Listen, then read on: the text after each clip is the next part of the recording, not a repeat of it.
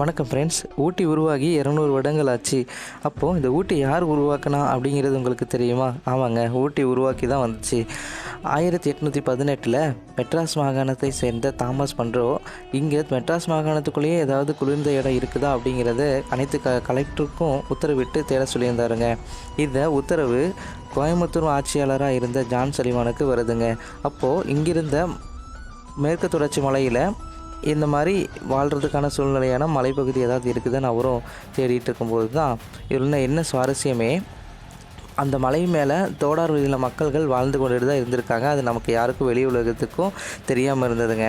ஏன்னா கீழே இருக்கவும் மேலே இருக்கவும் இந்த மக்களுக்கும் எந்த ஒரு தொடர்பு இல்லாத நிலை அன்றைக்கி இருந்துச்சு அப்படிங்கிறது சொன்னாவே நமக்கு ஒரு சுவாரஸ்யமாக தான் இருக்குது.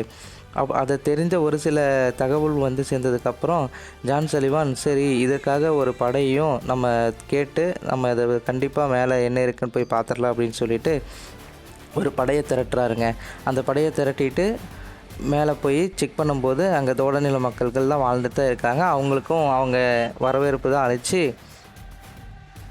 அந்த குளிர்ந்த சூழ்நிலையை கண்டு ரொம்ப மகிழ்ச்சியில் இருந்த ஜான் சலிவான் உடனடியாக மெட்ராஸ் மாகாணத்துக்கு போய் சென்று அங்கே இப்படிப்பட்ட சூழ்நிலை இருக்குது, வாழ தகுதியான இடம் அங்கே இருக்குது அப்படின்னு சொல்லி போய் சொல்கிறாருங்க.